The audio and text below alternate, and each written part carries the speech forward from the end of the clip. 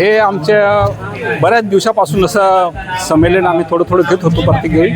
आणि आपली लोक देवाचं माहीत नाही, दुसऱ्या एखाद्या समाजाकडे जात आहेत.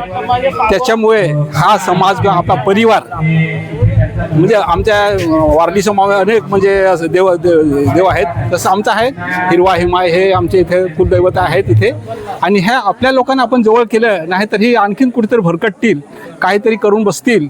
त्याच्यामुळे आम्ही जास्तीत जास्त करून सगळ्याच्या घरी फिरून, आमचे कार्यकर्ते लोक आहेत ते सगळ्यांच्या घरी फिरून त्यांनी लोकांना गोळा केले आणि हा कार्यक्रम आम्ही घडवून आणला.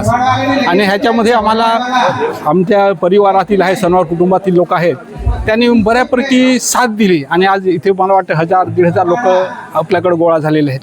आमची परंपरा म्हणजे असं आहे ना, पहिलं आम्ही वाद्य घेतलं तर तारपा आमचा असतो एक, त्याच्यानंतर ढोल असतात आणि सांभळ वगैरे हा प्रकार एक आमच्यात आहे.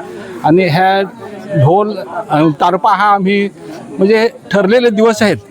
साधारण ऑगस्ट गणपतीचा सीझन झाला ना तर दिवाळीपर्यंत हा तारपा आमचा वाजवला जातो. म्हणजे ही आमची परंपरा पहिलीची.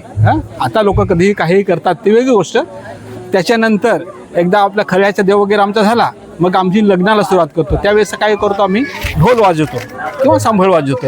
हे आमच्या परंपरा. आणि हे आमच्या देवाशी एकदम सांगड घातलेले देव आहेत. बार्शीचा देव करतो तेव्हा आम्हाला तारपा लागतो. तारप्याच्या ह्याच्यावर आम्ही भक्ताच्या अंगात काय येते, देवी येतात वगैरे खेळवतात ते तारप्याच्या ह्याच्यावर.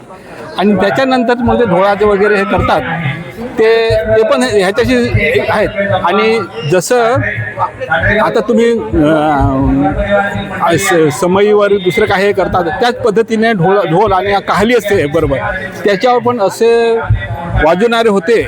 अजून पण काही ठिकाणं आहेत तर ते तुम्हाला अक्षरशः त्याचे सूर एवढे भारी आहेत ते तुम्ही नीट तुम्हाला कळलं ना तर तुम्ही रडाल, एवढे सूर भारी आहेत.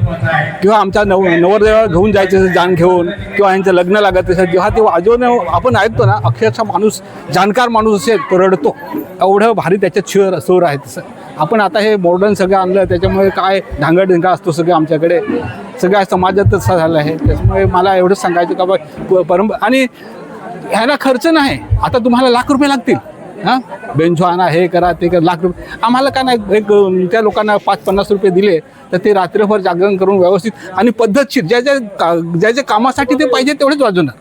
असं फालतूगिरी नाही त्यांची, असं का बाबा रात्रभर नावतून दुसरा दिवस असं काही नाही. तर मला एवढंच सांगा असं वाटतं म्हणजे आमचे पारंपरिक वाद्य आहेत ते देवाधर्माला धरून आहेत सगळे.